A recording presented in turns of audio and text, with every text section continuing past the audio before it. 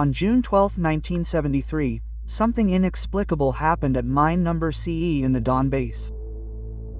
A team of 30 miners descended to the lower level. The depth was 1,200 meters. The elevator returned to the surface empty.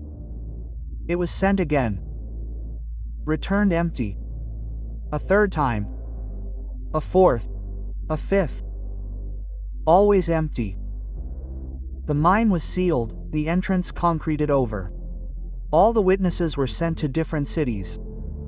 But 10 years later, someone turned on the elevator, and it began to rise from the depths. My name is Pyotr Gromov, I am a mining engineer.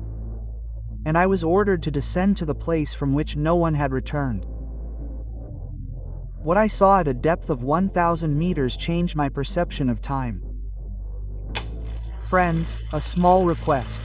Support the channel by liking and subscribing. Thank you. We are beginning. It all started with a phone call on Wednesday evening. I was sitting in my office at the Donetsk Mining Institute, checking reports on the status of the operating mines, when Secretary Lyudmila peeked through the door with a serious face. "Pyotr Vasilievich, you have a call from Moscow. The ministry." I picked up the phone. Gromov is listening. "Pyotr Vasilievich," the voice was official, without emotion. "Captain Savelyev. Ministry of Coal Industry, Department of Emergency Situations. Tomorrow at 8 a.m., they are expecting you at the Donetsk office. Bring your documents, protective clothing, and flashlights. It's a 3-day assignment. At home, tell them. Scheduled inspection of the mine." "Which mine?" I asked. A pause. "Mine number 7. Details tomorrow. See you, Comrade Gromov." Beeps. I slowly hung up. Mine number 7. I've heard that name. An old mine on the outskirts of Donetsk, closed back in the early 70s. They said there had been an accident, but no one knew the details, or wanted to know. That evening, I packed my backpack, a knitting needle, a helmet with a flashlight, spare batteries, a compass, a rope, a first aid kit. The usual equipment of a mining engineer. But for some reason, this time my hands were shaking when I checked the flashlight. My wife, Natasha, asked at dinner, "Where are you going?" "A routine inspection," I lied. "I'll be back in 3 days." She looked me in the eyes and nodded. She knew I couldn't tell the truth. 20 years of marriage to a mining engineer had taught her not to ask unnecessary questions. That night, I dreamed of an elevator. It descended into darkness, deeper and deeper, and there was no bottom. Only the darkness sparkled from the cables. I woke up in a cold sweat at 6 a.m. The Donetsk Coal Industry Administration was located in the city center. A gray Stalin-era building with columns and the USSR coat of arms above the entrance. I was led to the 3rd floor, to a small office with curtained windows. 3 men sat at the table. Captain Savelyev, 35, with a military bearing, and Colonel Zhukov, 50. Gray temples and a stern gaze. And another thin man in civilian clothes, who had not introduced himself. On the table lay a thick folder with a red stripe, "Top Secret." "Sit down, Gromov." Zhukov nodded towards a chair. "The conversation is short, but important." I sat down. Zhukov opened the folder. Inside were yellowed documents, photographs, and diagrams. June 12, 1973. He began. An incident occurred at shaft number C. A team of 30 people descended to the -1200 level to inspect a new face. Contact with them was lost after 20 minutes. The elevator was sent down, came back empty. Empty again. 10 times in a row. He posted a photo. An old mine cage, rusty, with barred walls. They sent out a rescue team. 15 people, professionals. 2 returned. 1 died a week later of a heart attack. The second remained silent for a month, then spoke. Zhukov pulled out a typewritten sheet, the interrogation protocol. I quote, We descended and found the team at a depth of 1,200 meters. All 30 people, alive, were sitting by the wall, eating bread. When we called out to them, they looked at us as if we were ghosts.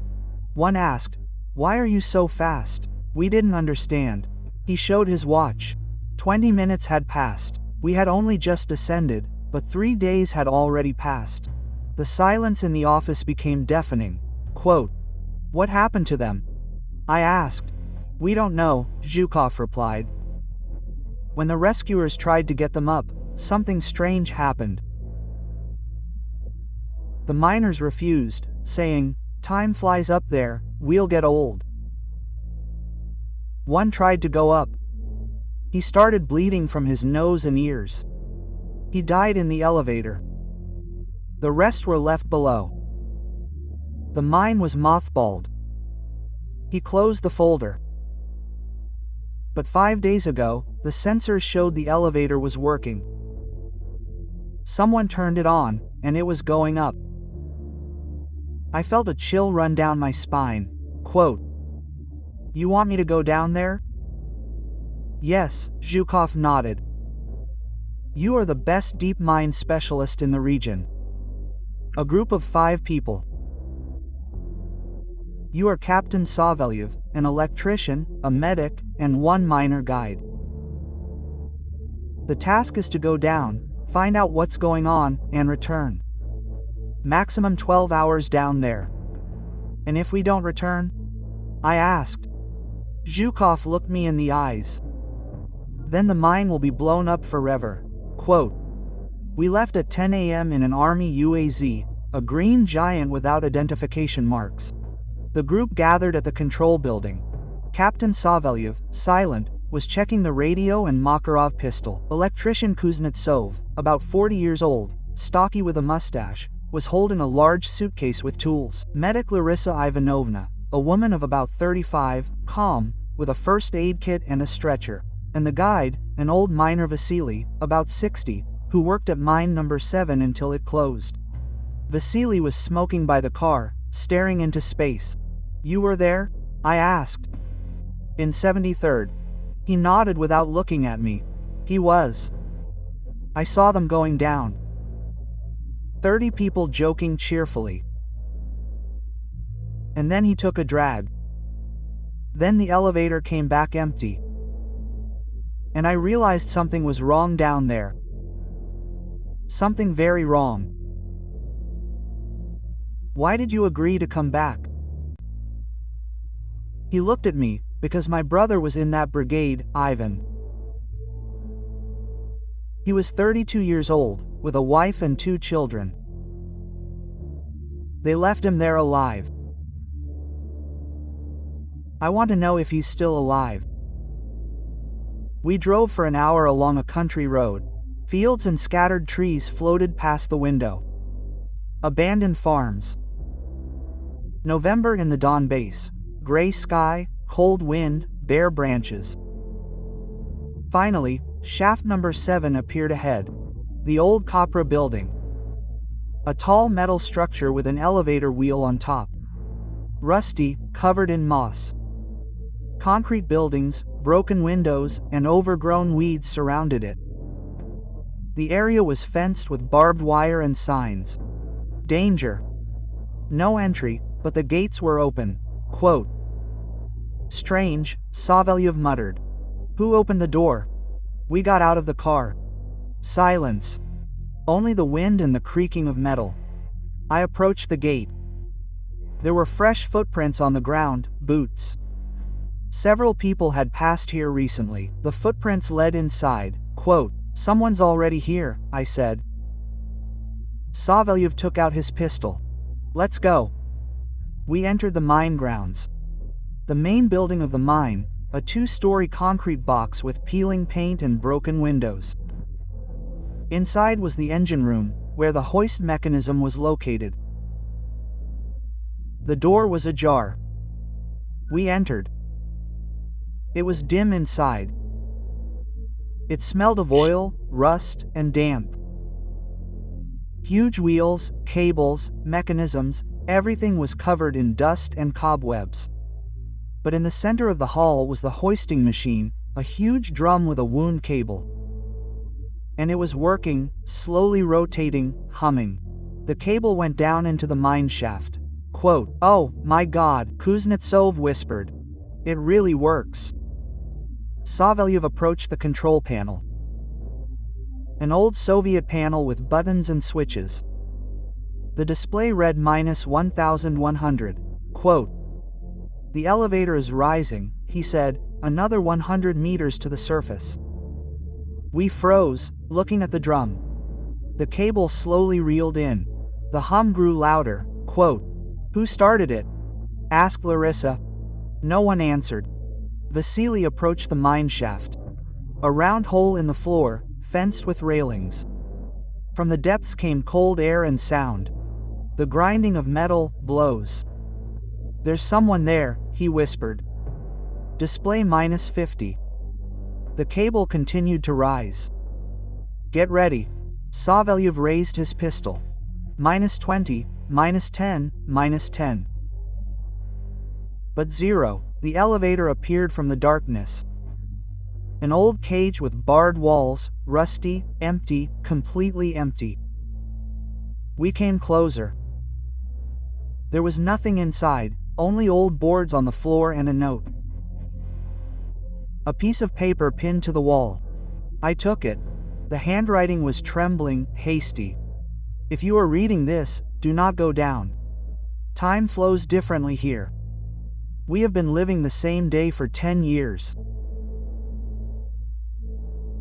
Ivan Gromov, June 12, 1973.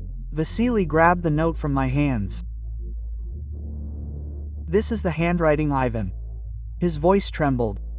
"My brother. He's alive. He's there." The date. I pointed to the paper. June 12. For him, 1 day had passed, but 10 years had passed. Larissa turned pale. A temporal anomaly. Like in the theory of relativity. Time flows differently at different depths. Savelyev looked at me. Descending. I glanced at the note, then at the elevator, then at Vasily.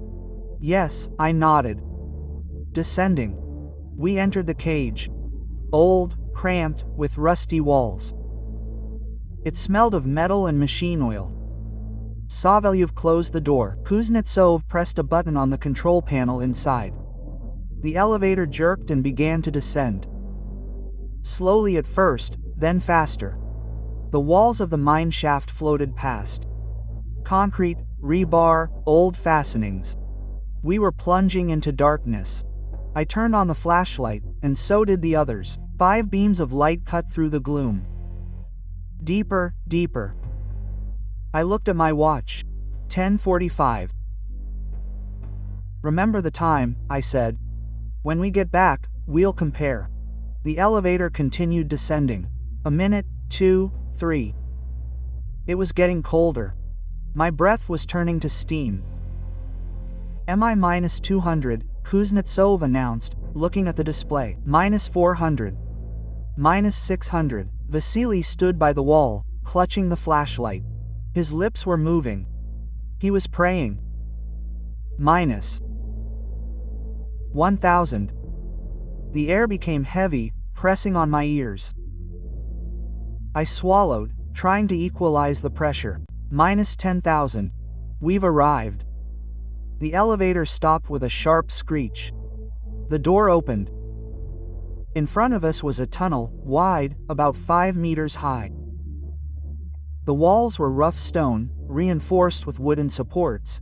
The floor was rails for mine carts, dim lighting, rare light bulbs under the ceiling, and they were burning.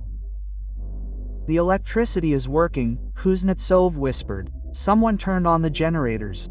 We exited the elevator. The echo of our footsteps carried through the tunnel. Silence. Complete silence. Only drops of water from the ceiling and a distant hum there. Vasily, he pointed to the right. There was a face where a team was working. We went along the tunnel. The tunnel stretched for about 200 meters. The walls were oppressive, the ceiling was low. I instinctively crouched, although the height allowed me to walk at full height. To the right and left there was a branch, old abandoned workings, and a cold wind blew from them. We reached a fork. Vasily stopped. To the right is the face, to the left is the control room and the residential area. Residential area? I asked again. Here, at a depth of 1.00 meters. Vasily nodded. In the 70s, they built autonomous underground mines in case of war. There were restrooms, canteens, even showers. Designed for a month of work without lifting.